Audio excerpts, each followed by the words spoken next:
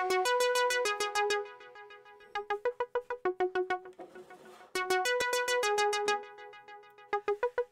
friends, I am Chevee. Welcome to my shed. How are you today? How's life in your world? How's things where you are?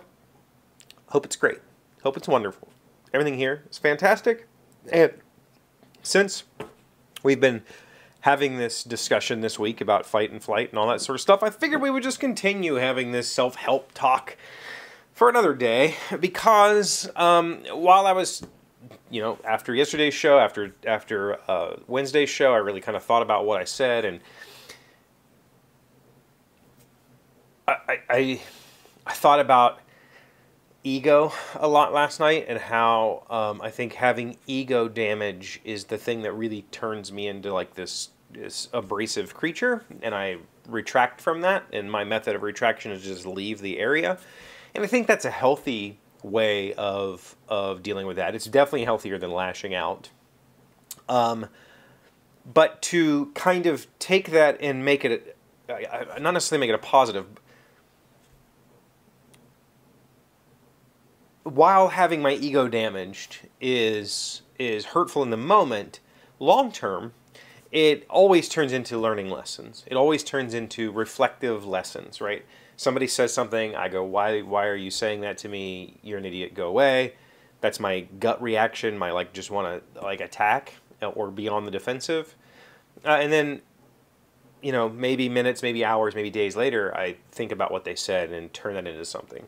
And that is the method that I've always used, when doing game design. I will eventually process input. Usually, as somebody is explaining something to me in the moment, I have a thought, and I go, oh, I can fix that by doing this. And often with game design, that's a bad method, right? If you just chase every comment that somebody says, you're never going to have something worth playing. Oftentimes, it takes the listening to what they're saying and then interpolating that into what they're implying or what they're actually wanting, right?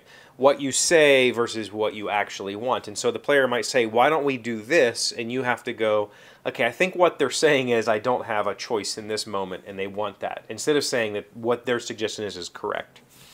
And so often I've shelved the 3 game projects. Well, the one I think is done. Honestly, I think the utilities game, I'm done with it. I don't need to develop it any further. I'm very happy with it.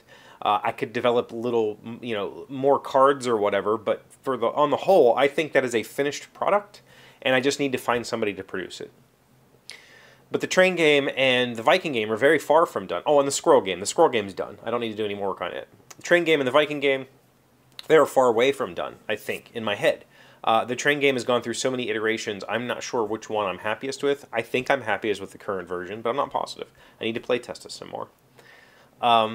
So they've been sitting. They just sit, and I'll think about it for a little while. I'm pretty close to starting back on the Viking game. I have a lot of ideas for it. But to contrast all of that, the project that I just did for my kid, I made a console table to sit beside her desk, and it was, something almost serving like an extension wing for her desk. I made it to kind of match her desk with a black base and a natural wood finish top. And that I already missed that project, right? It was a project that required, I got to learn new things. I got to use some things I'd never used before, like threaded inserts. I got to experiment with the India ink die. So while I could have come down here, cut some wood real quick, glued and stapled it together, or nailed it together, or you've screwed it together, and had a finished table in a couple of hours, adding in those couple extra new things, well, maybe I'll make it come apart so it'll be easy to transport. I'd like to try to experiment with this black. So adding in a couple little variables that I didn't fully understand was a way to keep the project interesting to me. And the nice part about that project was within, when I decided it was time to start on it, because life stuff was, I needed a project, and all right, I have this one on the backlog, let's look at it. From the moment of going, all right, these are the dimensions, to the finished product was or to the finished design was about 10 minutes. I think I showed at some point the design process. I quickly charted up or drew up the layout, figured out the dimensions, and I was ready to go. That was maybe 10 minutes. So from that point forward, I knew exactly how I was going to build this table. I knew all the steps. I knew that these boards needed to cut this way, these boards needed to cut this way, these boards were going to get joined together this way, these boards were going to get joined together that way, and all I had to do was the actual work. And there was no real, you know, anything to figure out later.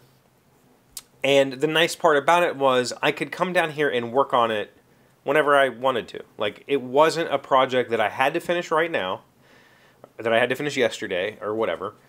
It was something that I could just come tinker with, and there was no unknowns. There was I just need to walk through the steps, and these are the steps, and I really enjoyed that process. I've said before that I have a really hard time making things more than once. Right? I've always had a problem with that.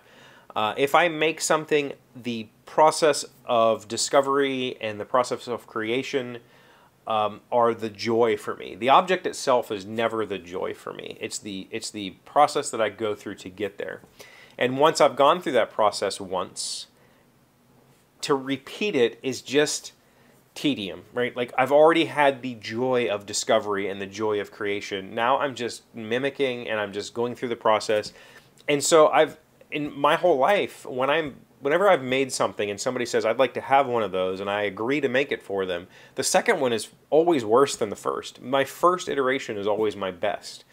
And it's just because I think I've spent the time to really care for that project. By the time I get to doing the second one or the third one, I'm just like, eh. I'm just making it because that's what I'm doing with my hands in that moment.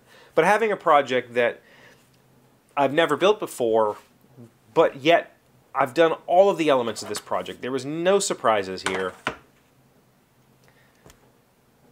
It was really enjoyable. It really just felt great to be like, all right, I can just go downstairs and tinker. I got to screw some stuff together, you know, take it back apart, finish it, sand it, all that sort of stuff. It was just a nice project. And I think that there's got to be a middle ground for that, right? Like, for me, I still want to write. I've been writing, but I want to write more seriously. I want to write stuff that I let other people read. And the fun in that for me is the creation. And we've said before, like, doing an outline is the creative part. And then the actual words on the page, that's the boring, hard work part.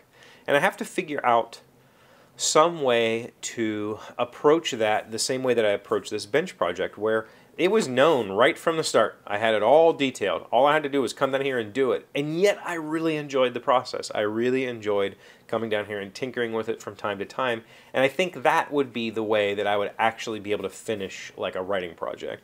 If I could figure out a way to make an outline or a plan that is concise enough that I don't get bored with that process, but it is detailed enough that I understand the story from start to finish, and all I have to do is write it. Maybe it is a way for me to just sit down and tinker and not be bored with it. Because I think that's the thing that always gets in my way personally, is being bored with it. Until I show it to somebody else, and then it's ego damage, and then it's this defensiveness. Which oddly, like I said earlier, I don't know that I've ever really felt that way with my game design. I think I have. I mean, I think that there have definitely been moments at the table where somebody goes, I don't like this, and I get really defensive about it. Like, well, it has to be that way because of this.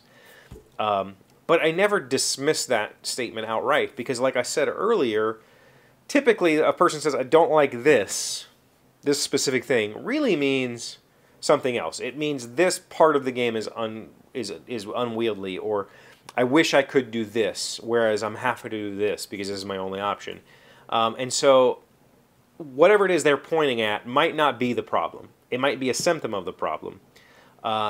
And so instead of being defensive about it, I just take that all in and go, okay, well, we can think about that. But I don't know that I've ever really pushed back against some constructive criticism about my game designs.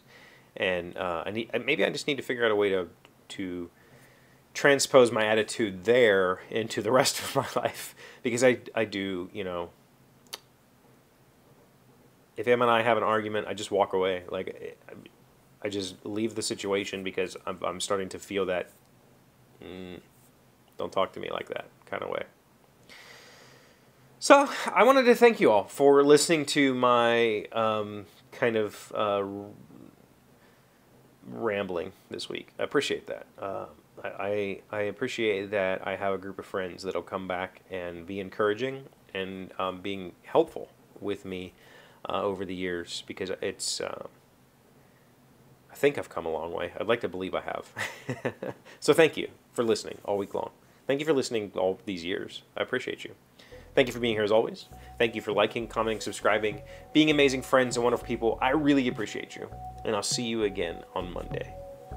Today's word you should know to sound smart is inerrant. It is a noun meaning acceptance without resistance or fighting back of punishment, poor treatment, or unpleasant circumstances or conditions. Perhaps others might respond to this treatment with inerrant. Eloise hissed, but I will buy my diamonds at another boutique from this point forward. Inerrant. I-N-U-R-E-M-E-N-T. Imagine being wealthy enough to have like a diamond place. Like, this is where I go get my diamonds.